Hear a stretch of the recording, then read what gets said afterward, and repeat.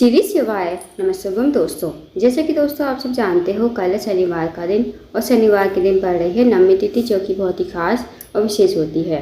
बस दोस्तों, आपको एक चावल का दाना, एक हरा मूंग का दाना, एक बेलपत्र, एक समीपत से अचूक उपाय करना है। यदि आप इस उपाय करते हो ना दोस्तों, तो जो भी आपकी मनोकामना होगी, धन को लेकर, व्यापार को लेकर, नौकरी को लेकर, वो मनोकामना आपकी अवश्य ही पूरी हो जाएगी। साथ ही अगर आपके जीवन कोई समस्या चल रही है धन को लेकर, कर्ज को लेकर, तो वो समस्या भी आपके जीवन से समाप्त हो जाएगी।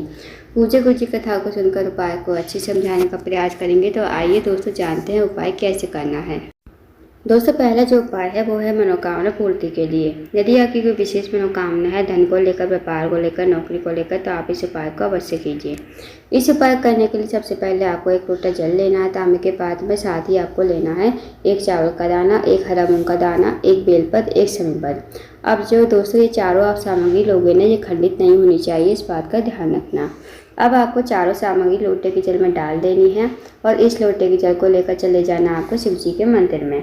शिव जी के मंदिर में जाकर सबसे पहले आपको उत्तर की तरफ मुँह करके खड़ा होना है। भगवान से प्रार्थना करनी है कि हे महादेव, मेरे जीवन की ये मनोकामना है, काफ़ी रोज अधूरी पड़ी है, आप मेरी मनोकामना को पूर्ण करें।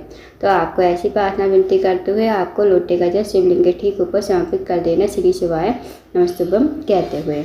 उसके बाद दोस्तों 2 मिनट आपको मंदिर बैठना है, श्री शिवाय नमस्तुभ्यम का जाप करना है। फिर आपको भगवान को प्रणाम करके, विनती करके आपको अपने घर पर आ जाना है। तो दोस्तों करके देखिएगा, बहुत ही अचूक और विशेष उपाय है।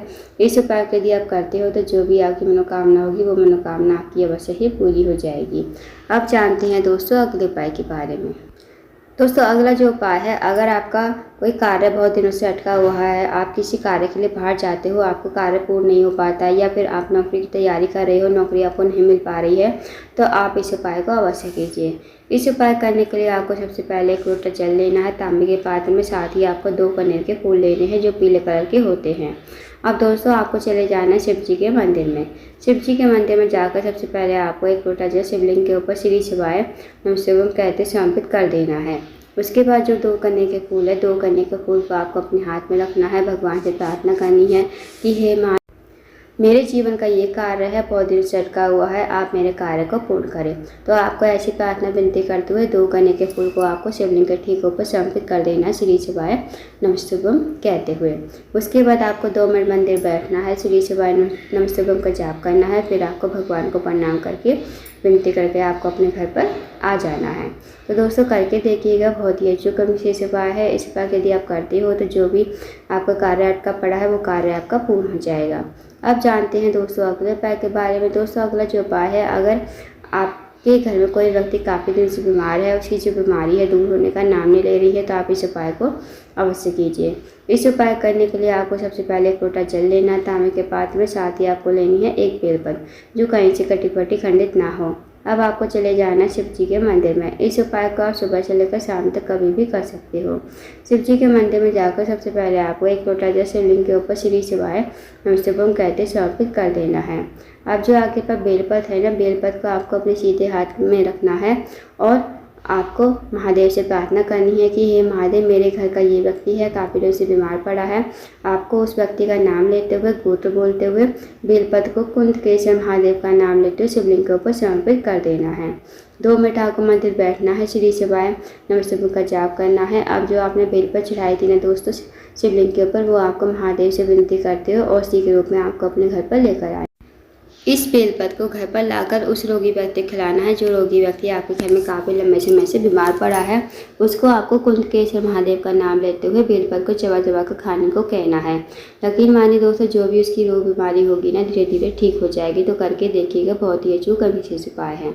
अब जानते हैं दोस्तों अगले उपाय के बारे में। दोस्तों अगला जो उपाय है, अगर आपके जीवन में धन की वृद्धि नहीं है, धन की प्राप्ति नहीं है, माता लक्ष्मी का आपके घर में वास नहीं है, माता लक्ष्मी आपसे रूठी हुई है, तो इस उपाय को अवश्य कीजिए। इस उपाय करने के लिए आपको सबसे पहले एक लोटा जल लेना तांबे के पात्र में। साथ ही आपको लेने हैं 7 हरे मूंग के दाने जो कि खंडित ना हो, और एक बेलपत्र आपको लेना है। अब दोस्तों आपको चले जाना शिव जी के मंदिर में। शिव जी के मंदिर में जाकर सबसे पहले आपको एक लोटा जल शिवलिंग के ऊपर श्री शिवाय नमस्तुभ्यम कहते समर्पित कर देना है। अब जो दोस्तों आपके पास से 7 हरे मूंग के दाने हैं और एक बेलपत्र है वो आपको समर्पित करने हैं माता असोसुंदी के स्थान पर। माता असोसुंदी का स्थान होता है जलाधार के बीचों बीच में मोती से लाइन बनी होती है नाग देवता की तरह। तो वहाँ पर आपको 7 हरे मूंग के दाने श्री शिवाय नमस्तुभ्यं कहते समर्पित कर देना है। और जो एक बेलपत्र है वो भी बेलपत्र आपको माता असोसुंदी के स्थान पर ही समर्पित कर देना है। अब जो डंडी का मुख होगा वो आपको जलाधार की तरफ करना है जहाँ से जल नीचे बहकर गिरता है। पत्ती का मुख करना है आपको शिवलिंग की तरफ। तो इस तरह आपको बेलपत्र समर्पित करना है माता असोसुंदी के स्थान पर। अब दोस्तों आपको महादेव से प्रार्थना करनी है कि हे महादेव, मेरे जीवन धन की वृद्धि नहीं है, धन की प्राप्ति नहीं है। माता लक्ष्मी हमसे टूटी हुई है, माता लक्ष्मी हमारे घर वास नहीं है। आपको जैसी कृपा करे कि हमारे जीवन में धन की वृद्धि हो, धन की प्राप्ति हो, माता लक्ष्मी हमारे घर में हमेशा वास करे। तो आपको ऐसी प्रार्थना विनती करते हुए वहाँ से आ जाना है। तो दोस्तों करके देखिएगा, बहुत ही अच्छे होकर विशेष उपाय है। तो दोस्तों ये थे कुछ विशेष उपाय जो आपको शनिवार के दिन करने हैं। इन उपाय को अवश्य कीजिए। अगर आपको जानकारी पसंद आई हो, वीडियो को लाइक करना, शेयर करना, चैनल को जरूर सब्सक्राइब करना, कमेंट बॉक्स में श्री शिवाय नमस्तुभ्यं हर हर महादेव जरूर लिखना।